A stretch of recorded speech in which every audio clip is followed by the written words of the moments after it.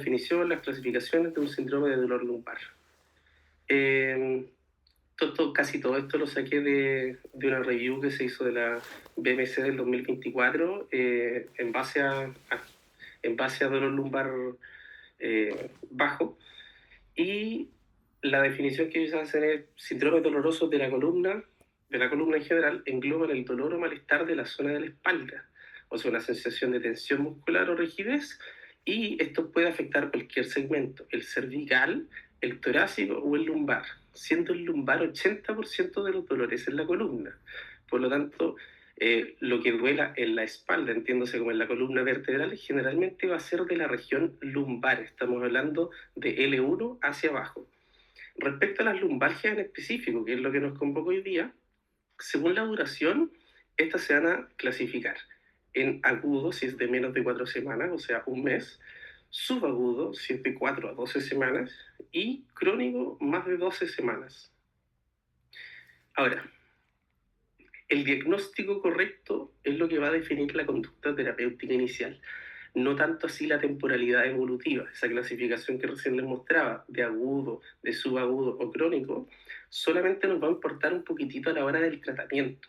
Pero en el momento del diagnóstico, ¿a qué voy con esto? En resumidas cuentas, que una persona venga y diga, llevo un dolor lumbar de 3 meses, o de 2 días, o de 15 días, o de 6 años, da un poquito lo mismo a la hora del diagnóstico, ¿sí?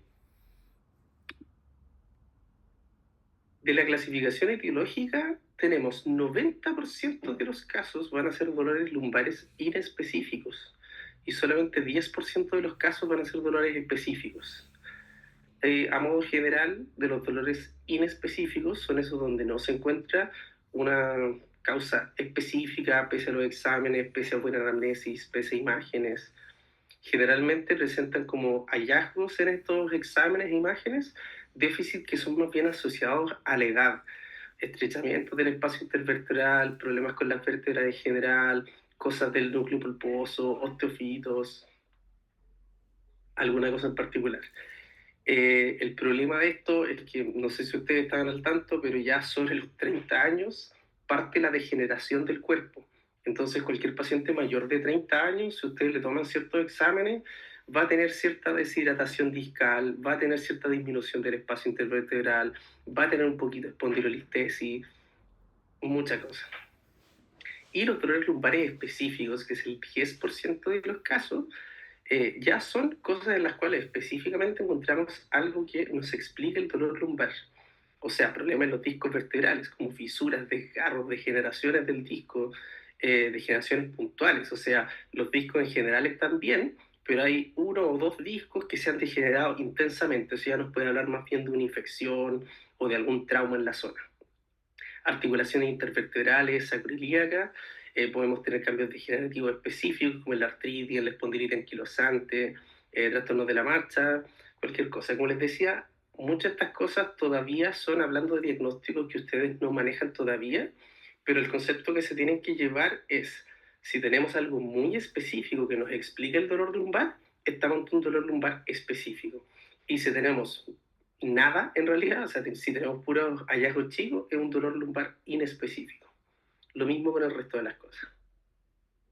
De la estadística y las fisiopatologías, la frecuencia de los dolores lumbares en general ha aumentado bastante, al igual como ha ido aumentando la población. Ojo con esto, porque muchas otras patologías, si ustedes lo piensan desde los años, no sé, como dice acá, desde el año 1990 hasta el año 2017, que la población del mundo ha crecido, pero a millones, y hay muchas patologías que han ido disminuyendo, pese a que el aumento de población ha sido exponencial.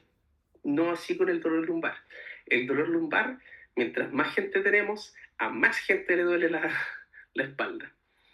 En Chile en sí se estima que 7% de la población cada año va a presentar dolor lumbar y que más de 90% de la población va a presentar dolor durante toda su vida. 1% de esta población va a presentar dolor crónico. ¿Cuál es el problema entonces? El lumbago sigue siendo la primera causa de años de vida ajustados con discapacidad. no sé si conocen ese concepto, es como de bioestadística, pero es la cantidad de años de vida de una población, o sea, de un país, en que estos pacientes han perdido, no han podido ser fuerza laboral o no han podido ser como bien activos como para el resto de la población por presentar una discapacidad. Así que, y es la primera causa, incluso más que artritis reumatoide, incluso más que otras que uno pensaría. El lumbago en sí lidera las causas de ausentismo laboral y limitación de actividad laboral, como les comentaba. Todo esto, datos chilenos incluso, esto lo saqué de un paper que salió hace no tanto, el 2020, de la revista médica de la Clínica Las Condes, que es bastante bueno porque ocupa solamente datos chilenos. La fisiopatología de todo esto, para no enredar mucho las cosas, es que tenemos un estímulo nociceptivo que va a estar llegando generalmente a zonas como de la piel, y las etapas de este proceso nociceptivo son la transducción, en que esto se transmite de la piel, o sea, de un impulso mecánico a un impulso ya químico, nervioso, la transmisión de cómo esto se esparce a lo largo del cuerpo, la percepción es cómo el cerebro le llegan estas señales, y la modulación es cómo el cerebro y el sistema nervioso central en general, incluyendo la médula espinal, van a poder modular esto, ya sea para aumentarlo o para disminuirlo. Todo dolor en sí va a ser percibido distinto por distintas personas. Entonces, algunas personas uno les puede pinchar en un pie y les va a doler un poco, y otras personas les van a pinchar un pie y les va a doler demasiado. ¿Sí? Y eso va porque, no sé, el cerebro de una persona quizá ya se enterró un clavo alguna vez y después lo pasó muy mal, se le infectó el pie, entonces tiene ese recuerdo, ¿sí? Como dice acá, tanto en la corteza como en el núcleo accumbens y sobre todo en la amígdala, que juega con el harto rol con la memoria y las emociones. Y esa persona lo que percibe es, chuta, de nuevo me pinché el pie, voy a infectarme, toda la cosa, y esa persona le va a doler mucho más que quizá una persona que en verdad dice, pucha, tengo una piedra en el zapato, y en verdad se enterró un clavo 3 centímetros, ¿sí? Así que eso. Aquí una representación, como les decía, donde jugamos también con el tema de la fisiopatología, un poquitito de la lumbociática, no sé si alguna vez lo han escuchado, si es que saben algo de eso, pero el nervio ciático, que inerva toda la región de la pierna, puede generar que problemas en el mismo nervio a nivel superior como a nivel cercano al glúteo puede ir generando dolor hacia el resto de la pierna, que es lo que se llama dolor irradiado. Y causas en sí va a ser cualquier cosa que comprima un poquitito la raíz nerviosa. Páseme ya al tercer punto, las banderas rojas. Como les decía, súper importante. Banderas rojas, ¿qué son? Son signos, son síntomas que nos hacen sospechar de patología lumbar seria o grave. Las banderas rojas nos ayudan rápidamente a definir si estamos ante un dolor lumbar específico, como les decía, versus el diagnóstico de un dolor lumbar específico. Nos ayudan mucho a orientar el enfoque diagnóstico, y hay ciertas banderas que nos van a hacer sospechar ciertos diagnósticos en específico, ayudando a elegir los exámenes y máquinas a pedir. Esa parte, como les decía, no les compete tanto a ustedes todavía, o sea, como los diagnósticos tan específicos. A ustedes lo que sí les compete es diferenciar entre el inespecífico y el específico. Las banderas rojas, dolor nocturno y dolor solamente en reposo, estas dos en general son como bien serias. Si a estas dos les sumamos la pérdida de peso, tenemos que estar sospechando inmediatamente de una infección grave o malignidad. Ahora, tenemos estas, que son las que proponía la Asociación Americana de Médicos Emergenciólogos, como le dicen ellos, urgenciólogos, que lo llaman nosotros, y ellos proponían todas estas red flags, ¿sí? Fiebre, calofríos, infección en la piel circundante a la espalda, una herida penetrante cerca de la columna, trauma previo, eh, dolor que no cede en la noche, o sea, dolor nocturno que no cede o dolor en reposo, un morning stiffness, que es como una rigidez matutina que dura por lo menos 30 a 60 minutos, que es muy típico de espondilitis anquilosante, que es una patología reumatológica. Entonces, como le iba comentando, ya teniendo un solo síntoma, o sea, una sola bandera roja, uno va a estar inmediatamente pensando que esa interconsulta no va a ser al traumatólogo, sino que va a ser al reumatólogo. Pero eso es para que lo vean después más adelante en la carrera. Disculpe, doctor, ¿podría Sí, repetir lo último que mencionó? Que justo se me cortó el internet y no alcancé a escuchar. Por favor. sí, por supuesto. Mira, un poquitito de antes, pero al final, yendo por cada punto de bandera roja, hay ciertas banderas rojas como la morning stiffness, que es rigidez matutina, que dura más de 30 60 minutos, que se condice mucho con espondilitis anquilosante, que es una patología súper específica de la reumatología, ¿sí? Como todas las patologías reumatológicas en general. Entonces, ustedes ya teniendo una bandera roja, que es esa bandera roja en específico, esa interconsulta va a ser inmediatamente a reumatología y va a ser con bastante apuro y apremio, porque es una patología que limita harto la funcionalidad de vida. ¿Sí? Y no va a ser como a traumatología o no lo van a estar mandando como un escáner, o sea, ahí importa más que lo vea el reumatólogo, que le tome la batería de exámenes reumatológicos, a que lo manden a hacerse una resonancia, por ejemplo. Todo lo que sea déficit sensitivo o motor, ya sea progresivo, agudo, subagudo, que después de 3 a 6 semanas de terapia conservadora tengamos fallos al tratamiento y estos otros son puntos como bien particulares, pero estas sí son banderas como ya rojo sangre, quien diría, o sea, que el paciente tenga anestesia de silla montar, que tenga ciática bilateral, que tenga dificultades de alguna pierna, de algún tipo de paresia, alguna cosa, dificultades para orinar o con la incontinencia fecal, urinaria, todo eso nos habla de daño medular. Y eso, o sea, ese paciente no se va para la casa, ese paciente no se haga una interconsulta, ese paciente generalmente queda hospitalizado, se deriva al neurocirujano, es un paciente grave, ¿sí? La pérdida de peso, como habíamos explicado, historia o sospecha de cáncer, que eso también, inmunosupresión, uso de corticoides orales y abuso de drogas endovenosas. Ahora, los gringos siendo gringos, como siempre, nos redujeron casi todas estas banderas rojas, a una mnemotecnia un poquito más fácil, que es el tuna fish, o sea, un sándwich de atún. Entonces, el trauma, unexplained weight loss, neurologic symptoms, edad mayor a 50, fiebre, intravenous drug use, steroid use y la historia de cáncer. Se salta algunos, por ejemplo, como el que les mencionaba, por el que habían preguntado, el de la rigidez matutina, pero en realidad, o sea, para el uso de urgencia, obviamente esto va a ayudar un poquitito más, ¿sí? Porque va a ser un poquito más acotado y es fácil de recordar. El enfoque de manejo. ¿Por qué le puse un poquito más temprano en la foto de la pera y la manzana? Es porque aquí hay que diferenciar peras de manzanas. Hay dos cosas que no son para nada lo mismo. En el lado de las peras, pongámosle que no hay banderas rojas, o sea, un dolor lumbar inespecífico, y en el lado de las manzanas tenemos banderas rojas presentes, o sea, tenemos un dolor lumbar específico. Si se fijan bien, sin banderas rojas, nos vamos a poner simplemente a manejar un lumbago mecánico, porque es algo mecánico. Lo que duele son músculos, lo que duele es un poquito la articulación, pero la articulación hace un poquito por desgastes, porque llega el paciente que es de la construcción y entró a trabajar hace poco y lo echaron como el nuevo, lo echaron a cargar un saco de cemento, entonces le duele la espalda.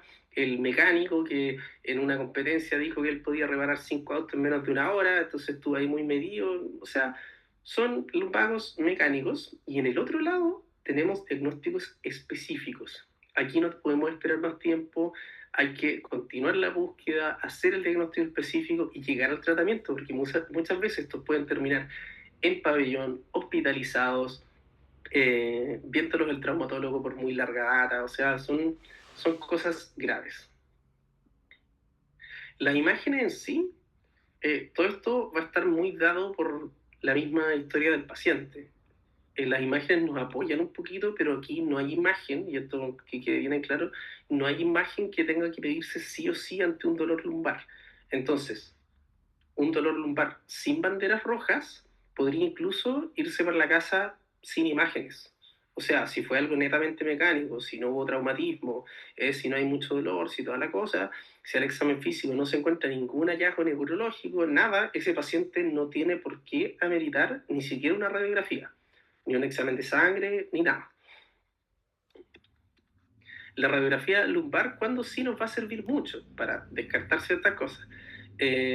Cuando tengamos trauma, nos va a servir para descartar fracturas. Cuando tengamos pacientes con sospecha de osteoporosis, que también tengamos sospecha de fractura.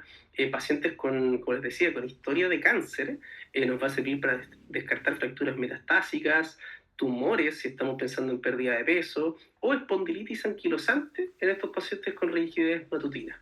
Así que a ellos sí, antes de mandarlos al reumatólogo, podemos tomarle una radiografía. El TAC nos va a servir para ver la parte ósea de mucho mejor manera, o tumores también, y como les comentaba, fracturas, algunas infecciones cuando están recién partiendo, y raquiestenosis puede aproximarse un poquito. Pero la que es mejor de todas es la resonancia nuclear magnética.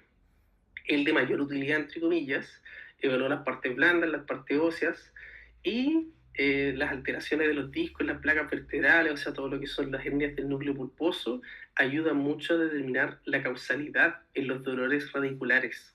Y ante raquiestenosis, o sea, compresión de la médula espinal, define dónde está comprimiéndose la médula espinal. Entonces es buenísimo porque el neurocirujano lo que sí o sí va a pedir es una resonancia nuclear magnética para ir a descomprimir la columna.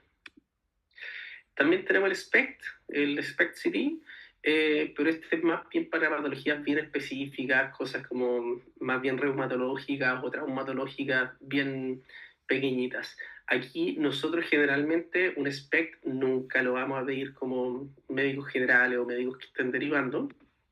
Resonancia sí podemos pedir, se puede pedir si estamos sospechando de algo bien grave, y TAC y radiografía generalmente incluso vamos a tener en hospitales radiografía y en hospital de baja complejidad, y TAC ya tenemos en hospitales de mediana incluso, y en todo hospital de alta complejidad donde uno trabaje como médico general de apoyo. Importancia entonces, reiteramos, de las banderas rojas. Sin banderas rojas, pongamos acá las pegas, más del 90% de los casos del dolor lumbar son sin banderas rojas, no requiere mucho estudio, tiene un gran impacto en salud porque, como dije al principio, el lumbago en sí es súper frecuente y deja mucha gente fuera del recurso laboral. Y generalmente todos son lumbagos mecánicos. Con banderas rojas, menos del 10% de las lumbalgias, sí vamos a requerir mucho más estudio, sí vamos a requerir hacerles muchas más cosas, vamos a usar más tiempo con ellos, ya sea en la consulta, en morbilidad, en la urgencia.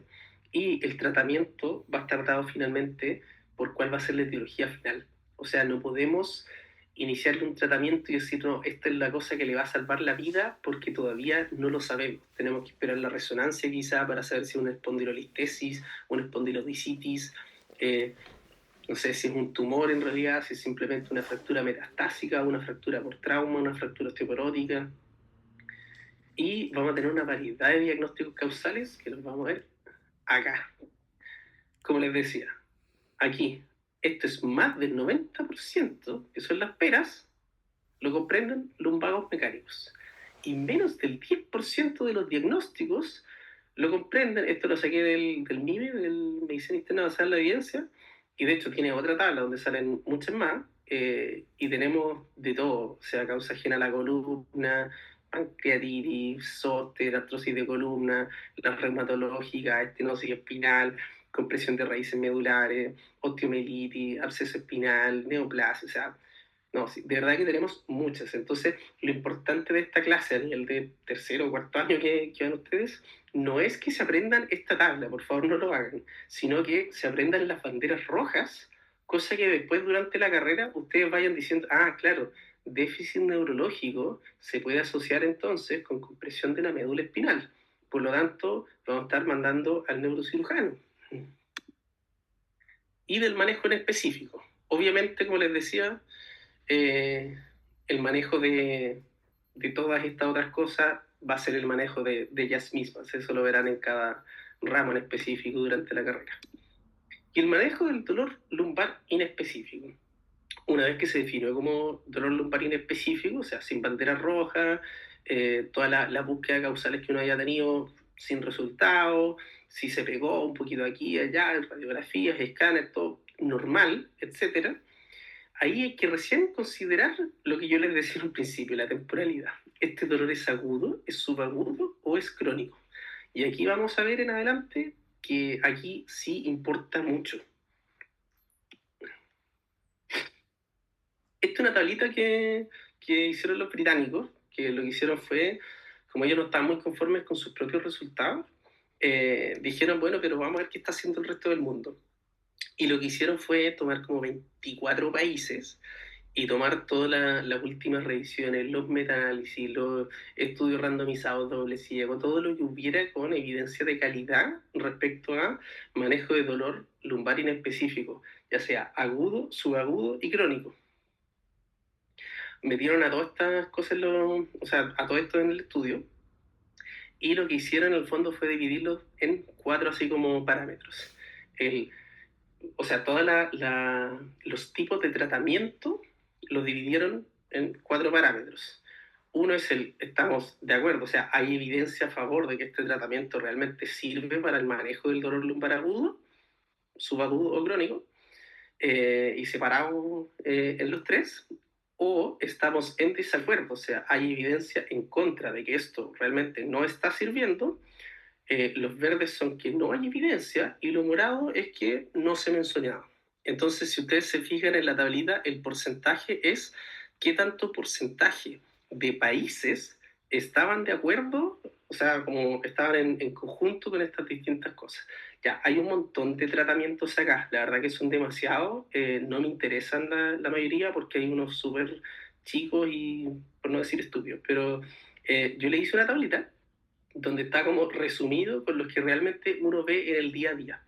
Y aquí, como les decía, lo importante es, azul es que tiene evidencia a favor, rojo es que tiene evidencia en contra, o sea, esto no deberíamos estar ocupándolo, verde es que no tenía evidencia, y lo morado es que en ese estudio, o sea, en todos esos otros estudios no se consideraba. Hay que considerar igual que ocuparon 24 países. Entonces, pucha, muchos estudios, la verdad que sean los estudios bien acotados, no manejaban como muchas terapias. Partamos entonces, dolor lumbar inespecífico agudo. Si se fijan, el reposo en cama, chao, o sea, no sirve. Mantenerse activo, sí sirve. 40% dice sí, por favor, a favor. Volver a trabajar, casi 20%, o sea, 15-20%, como sí.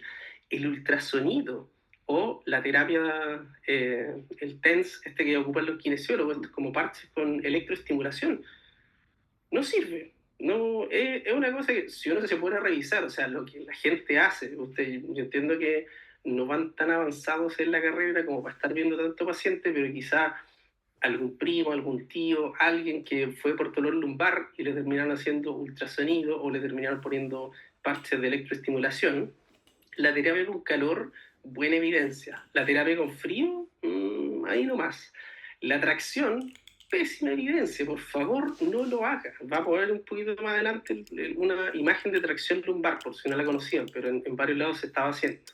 El taping, que también le gusta mucho a los kinesiólogos, no recomendado, con evidencia. Esto del 2024 que se hizo de este estudio.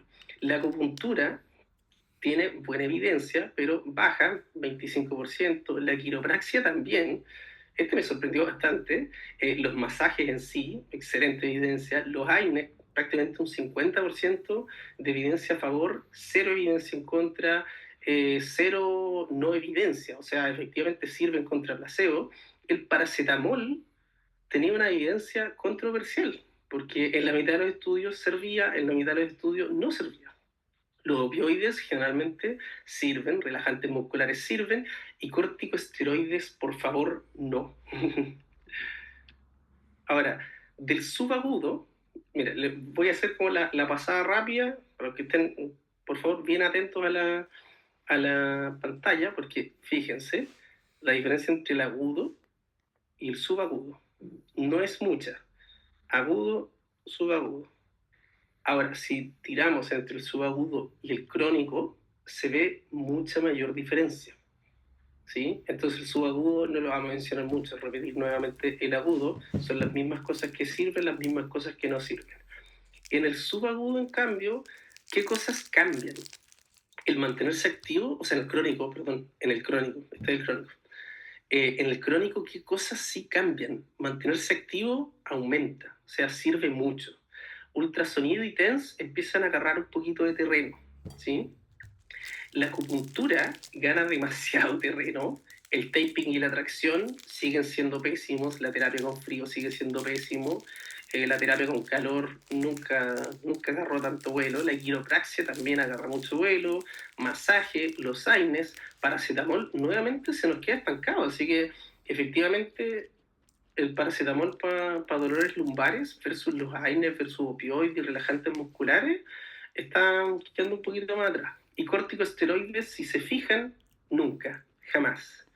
Ahora, yo entiendo, ojo, esto es inespecífico. Van a haber muchos dolores lumbares específicos donde los tratamientos de entrada son con corticoides. Pero nuevamente, peras y manzanas, quédense con eso, por favor. Si estamos hablando de peras, hablemos de peras, no metamos corticoides a nadie. Si hablamos de manzanas, ok, ¿cuál manzana? No, esta manzana que es de compresión medular, que es de lumbociática, ok, podemos hablar de corticoides entonces. Como les comentaba entonces, electroestimulación, no. En general, no. Taping, general, no. Esta es la tracción lumbar. Se coloca al paciente en una camilla, se afirma con unas fajas y cosas y todo, y lo afirman por arriba y el paciente se va tirando. Es literalmente, es como una de las torturas antiguas en que estiraban a la gente. Y hay gente que está ocupando esto. Sí, ahora, hoy en día, esta foto es súper reciente.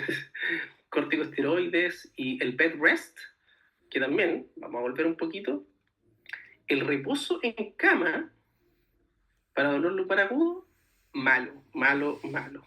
Para el subagudo, malo. Nadie dice que bueno. Y el crónico, malo. O sea, no hay dónde perderse. Si tenemos un dolor lumbar inespecífico, el mantenerse en camita, el mandar a los pacientes con 3 días de licencia y que descansen, es lo peor que podemos hacer. Hay que mandarlos a caminar, a trotar, a hacer algún tipo de ejercicio de bajo impacto, pero no los mandemos a descansar. Y antes de terminar, ya nos queda poquito, yo les dije que esta clase voy a ser bien corta y concisa. Necesito que revisemos 3 síndromes clásicos. Entiendo que van recién partiendo la carrera casi, pero estos los van a ver siempre y son muy importantes. Lumbociática. Todos recordamos, me imagino, el nervio ciático, este que se conforma de este como plexo que va dando algunas fibras nerviosas que se van uniendo y dan el nervio ciático. Igual la gracia del nervio ciático es que el nervio ciático finalmente termina inervando hacia toda la pierna, ¿sí? Desde la región glútea más o menos hasta la punta del pie.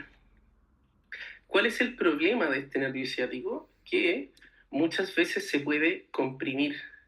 Ahora, aquí tenemos en la imagen de abajo, tenemos un disco intervertebral sano y en algún minuto se puede generar una hernia discal. ¿A qué se refiere esto? O sea, el núcleo pulposo de la hernia por degeneración del anillo o por protrusión del núcleo o porque una vértebra se está aplastando con la otra o por cualquier causa, se le va a salir, es como cuando no sé, uno tiene estos masticables que vienen con chicle adentro, cosas así, y se empieza a salir el chicle, y eso lo que genera es compresión del nervio, de la raíz nerviosa. Lamentablemente, esa compresión de la raíz nerviosa, si está como por acá arriba, va a terminar generando lesiones abajo. Entonces, o sea, más que lesiones, en realidad es simplemente el dolor irradiado. Aquí hay otra imagen, como les comentaba, se sale un poquitito el núcleo pulposo, termina comprimiéndose la raíz nerviosa y se termina herniando el disco. Este es como el principal motivo y razón para una lumbociática, pero hay varios más. Y finalmente, ¿cuál es el problema? Que el nervio ciático entonces lo teníamos que sale de acá de estas raíces, L4, L5, S1, y si vemos en la piel, ¿dónde están esas? L3, L4, L5, S1. Si se fijan, ya afectando L4 es el típico dolor que parte en la zona lumbar y se irradia de forma eléctrica hacia la rodilla, o si tenemos afectado L5 puede ser hasta la punta del pie, que eso también es muy típico de los pacientes. Entonces no entienden cómo si les partió el dolor en la espalda y al día siguiente ya le está como llegando la corriente a la punta del pie. Aquí esta foto es netamente para explicar que una hernia en el núcleo pulposo no es la única, el único motivo, el único causal, ¿sí? También puede ser, no sé, una misma como artrosis de la región que esté como pasando a llevar por inflamación asociada, que el nervio mismo se irrite, que el músculo se inflame o que la persona tenga, por ejemplo, que tenga una lesión en la zona. También todo eso puede generar así como una lumbociática, ¿sí? Pero la causa más común va a ser una hernia del núcleo pulposo. Doctor, una consulta. Consulte nomás. En la lumbociática nosotros tenemos como grados para poder categorizarla. Sí, no es tanto el propósito de la clase, pero muy buena pregunta. Pero mira, no sé si a esto va lo que tú preguntabas, pero depende de qué nivel, o sea, en qué, no sé, pues si fue en los discos entre L1 y L2, si fue en el disco, ¿me cacháis? O sea, Sí, sí. en qué nivel, en qué disco fue el afectado y cuál nervio fue el afectado, cuál va a ser como el tipo de sintomatología que va a tener. Y según el tipo de sintomatología, pero nuevamente esto es meterse mucho en el área de traumatología y lo van a ver bien a conciencia con ello, que después hay distintas lumbociáticas que tienen distintos signos y hallazgos al examen físico. Entonces, algunos, por ejemplo, se estimula a raíz de L3 y un paciente que tenga afectado L5 no va a sentir nada con ese signo. Entonces uno, no sé, pues los levanta y les corre la pierna y duele algo de eso, ¿no? Nada. Ah, ya. Y tienen otro signo que uno les corre como el dedo, así, el ortejo mayor, se los corre un poquito y ahí duele. Y ese es porque es de L5. Y al revés, otro paciente con afección de L3 le va a doler al correr más la rodilla y la puntita del pie no le va a doler. Entonces tampoco va a tener esos signos. Y podemos... perdón, sí o no. No, cuenta. Ya. Y podemos saber, por ejemplo, con la gravedad que tiene, saber si se puede como recomponer de manera como autolimitada, como o con kinesiólogo, cosas así. Mira, aquí yo siempre recuerdo, hay un traumatólogo de columna y un neurocirujano que nos trataban de este tema cuando yo fui interno en el IST hace 1000 años atrás, y ellos siempre decían, aquí es ensayo y error. Tú tienes que manejar la lumbociática en su forma aguda, que eso le va a tocar al médico general, porque el paciente llega al CESFAM, llega a la urgencia, llega a donde sea, y obviamente ese paciente no lo va a ver un neurocirujano al tiro, no lo va a ver un traumatólogo, o sea, primero que lo vea el médico cualquiera que esté ahí en cualquier lado, y uno lo que tiene que hacer es dejarle. A estos pacientes sí se van de reposo, porque estamos hablando de un dolor lumbar específico, ¿sí? Entonces, el reposo, pueden ser corticosteroides de repente para disminuir la inflamación, AINES sí o sí, pueden ser incluso opioides, es un dolor súper intenso, y vamos a dejarle toda la mecánica. ¿Sí? Kinesiología no se recomienda como en el agudo, en los primeros días, pero se recomienda como más para cronicidad. Y si el paciente sigue, hay pacientes que uno de repente les deja y no sé, un paciente recibió un golpe. Una vez me pasó un paciente que era mecánico y está como se acostó de guata y le cayó una rueda en el glúteo. Obviamente esa rueda le pegó en el nervio ciático y estuvo así una semana con el dolor y después se le pasó y nunca jamás hizo problema. No hubo que mandarlo a resonancia, no hubo que... porque no tenía una hernia del núcleo pulposo, no había nada que operar.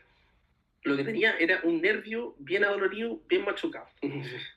Y con relajantes musculares, con Celecoxib y un montón de cosas, anduvo súper bien. No sé si eso contesta tu pregunta. Sí, muchas gracias. Súper. Excelente, entonces, con lumbociática. Y nos quedan los últimos dos, con eso ya estamos terminando. Conomedular, caudoequina. No sé si alguien lo habrá escuchado, si no lo habrá escuchado, qué bueno, lo está escuchando ahora por primera vez. El cono medular y caudequina toman sus nombres precisamente por la zona en donde se encuentra la lesión. No sé si ustedes recuerdan, pero la médula espinal termina, todo lo que es el saco medular en sí, termina acá en el cono medular. ¿Sí? Después de eso solamente salen las fibras y esas fibras se llaman la caudequina. Entonces son nombres netamente anatómicos. Entonces, cualquier lesión que se vaya a encontrar en esta zona del cono medular se va a llamar síndrome conomedular y cualquier cosa que vaya a afectar más abajo, o sea, la zona de la caudequina, se va a llamar síndrome caudequina.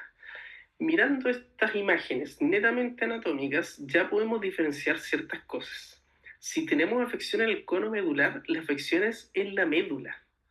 Entonces, o sea, no lo más probable, sino que generalmente lo que se ve en este síndrome, la afección va a ser simétrica, porque vamos a estar inervando la médula misma, de donde salen para un lado y para el otro, ¿sí?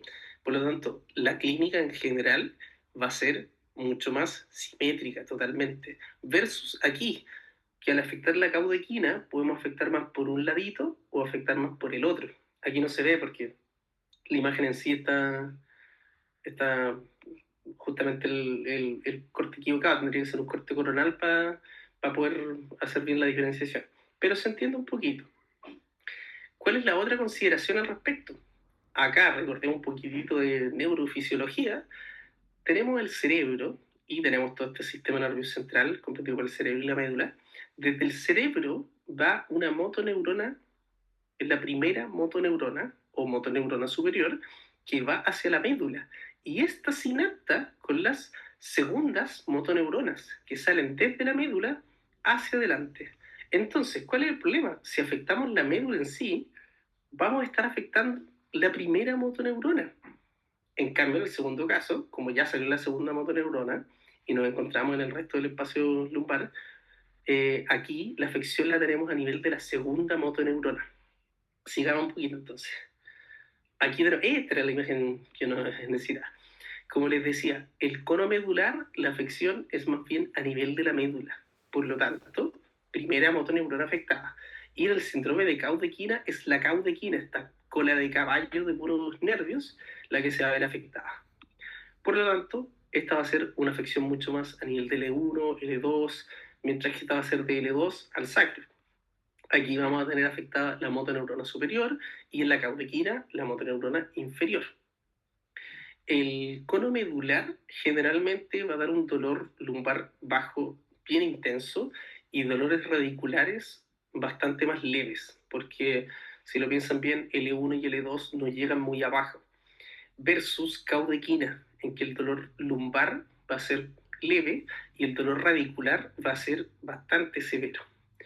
Otra cosa que sí tenemos, está bien descrito, que en general, al tener esta afección neuronal, vamos a tener como déficit motor de la extremidad inferior, que en este caso va a ser simétrica y en la caudequina va a ser asimétrica.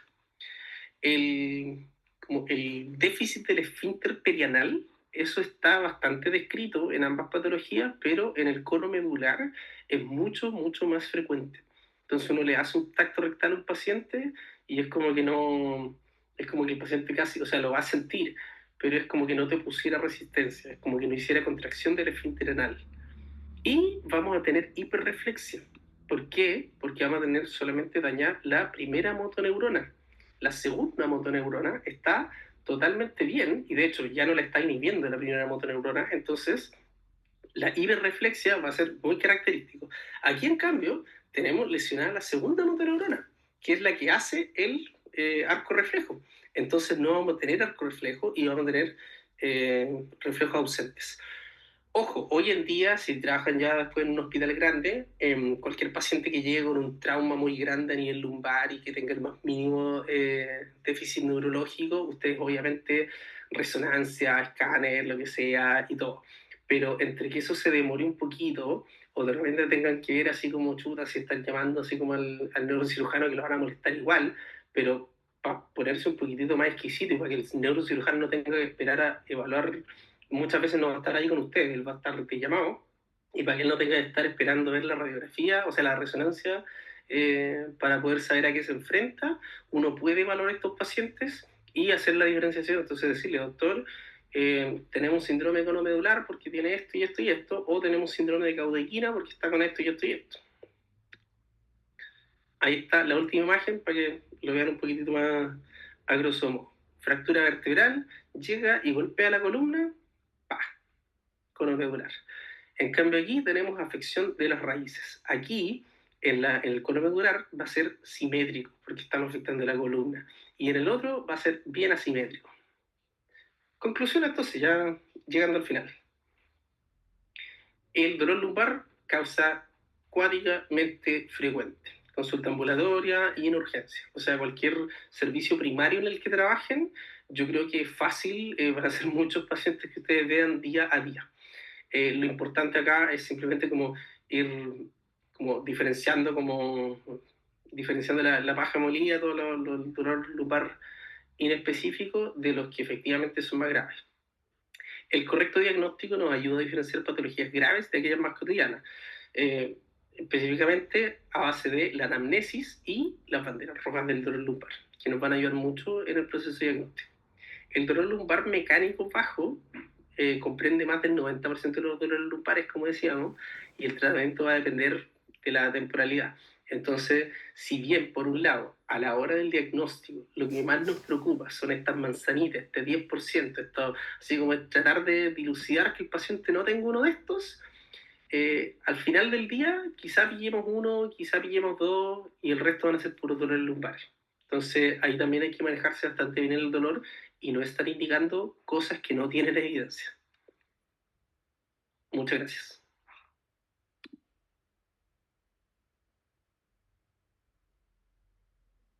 Recording stopped. Preguntas, dudas, consultas. Doctor, ¿sabe que yo tengo una duda en cuanto mencionó la frecuencia y el impacto del lumbago? No entendí lo de las siglas ABAD, si lo podría explicar, por favor. Ah, sí, mira, deja tirar la... Ahí. Mira, es que no sé qué tanto de bioestadística han tenido como hasta ahora en la carrera.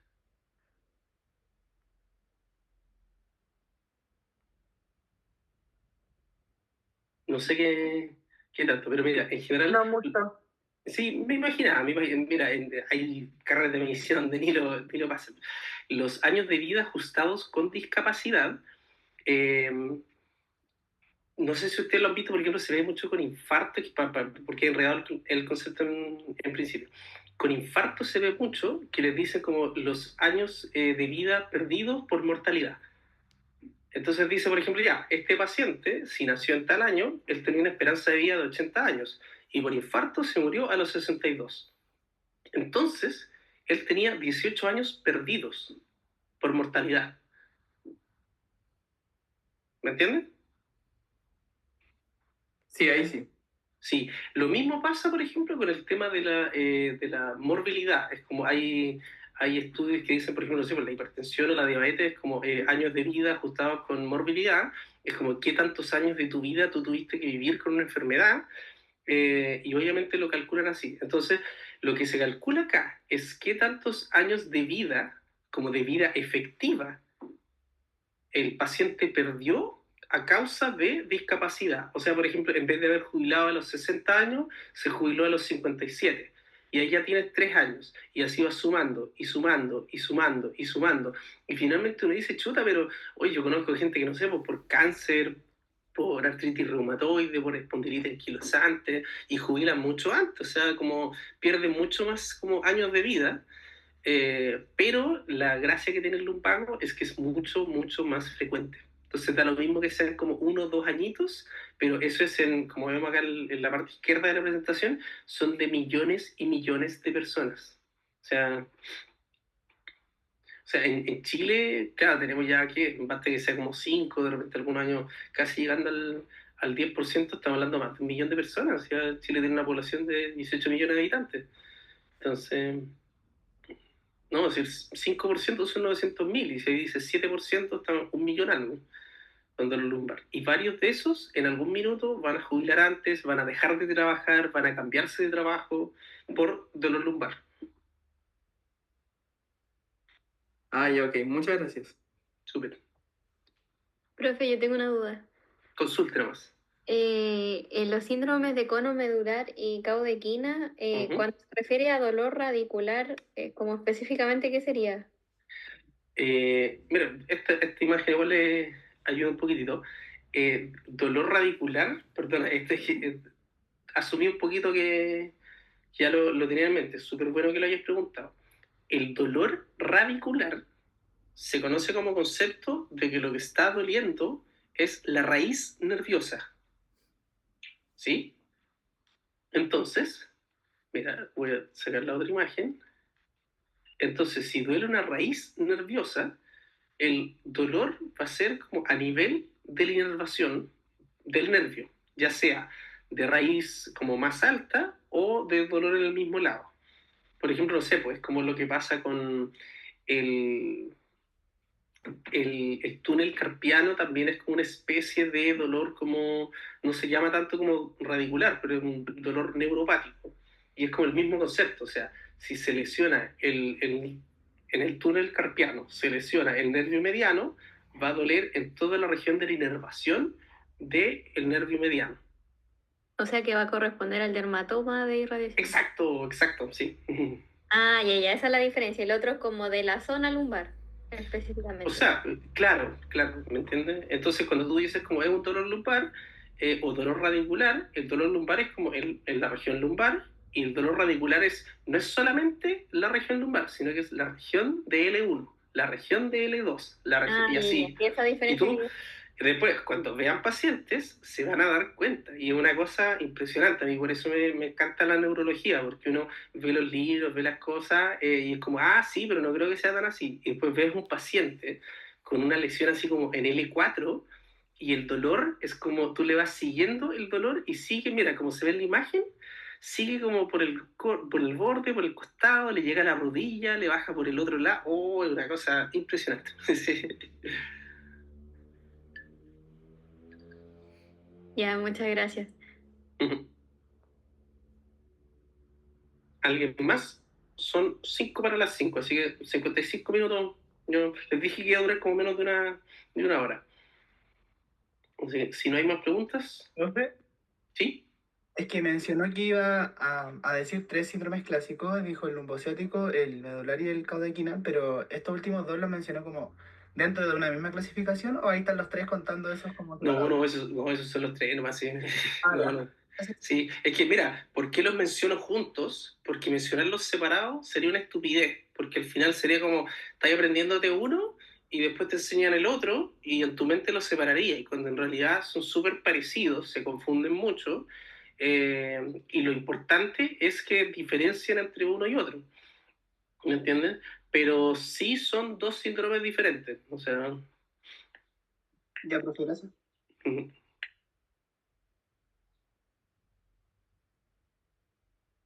Eso, ya. ¿Sin más preguntas? Adiós. ¿Mm? Parece que se está despidiendo. O sea, ay, no sé, no escuché. Y parece que se estaba despidiendo. Ah, ya. Sí, la perdimos. Ya, bueno. Ya, pero vayan, descansen, disfruten el fin de semana. Chao, profe, igual que tenga Profe, buena tarde. gracias. ¿No puedo enviar el Chao. PPT, por favor? Se lo envío a la otra cabrera. Ya, ok. Muchas gracias. Chao. Chao, profe, gracias. Chao, gracias.